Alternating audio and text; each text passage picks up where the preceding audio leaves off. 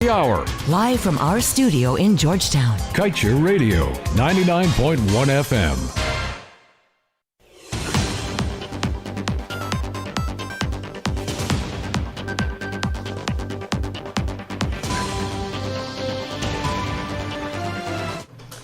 Good evening and welcome to this evening's newscast right here on Kaieteur Radio. I am Kevin Smith. Let's get to the news in detail. The Liza Phase 2 operation on track for first oil in 2022 is arguably the best project in the exploration and production industry.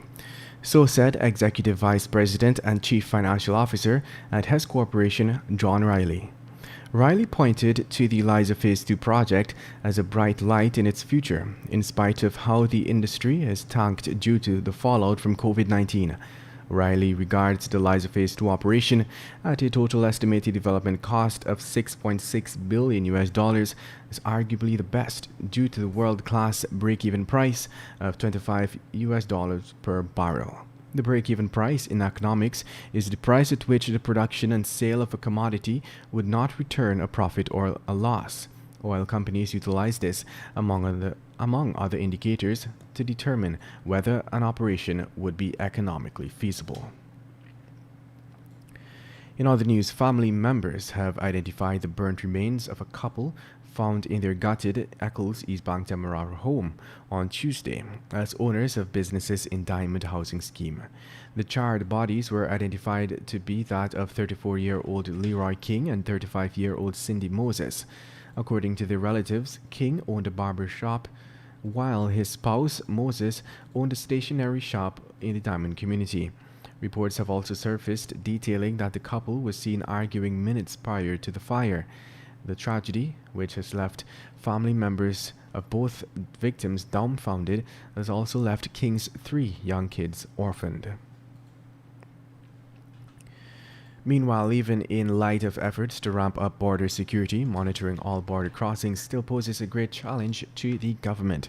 This is according to Minister of Health, Dr. Frank Anthony.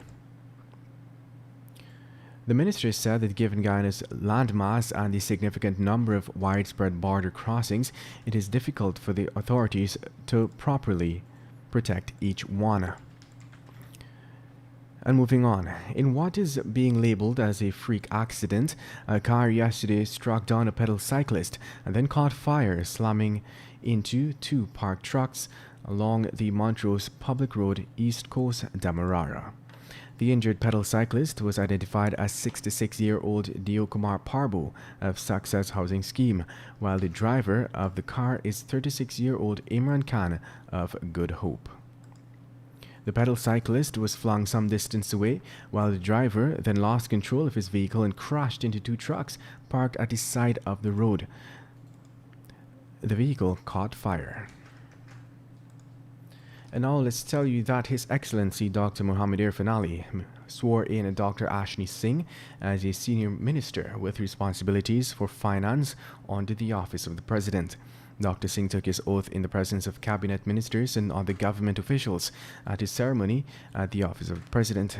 The office of the President will retain its oversight role, but Dr. Singh would be responsible for finance.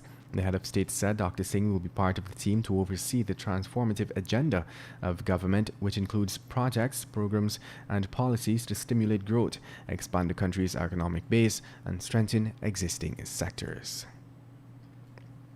And that brings us to the end of this evening's newscast. I am Kevin Smith. Thank you for listening.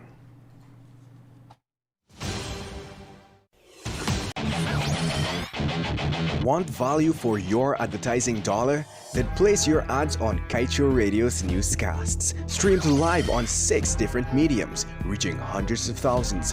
Advertise today and watch your dollar grow.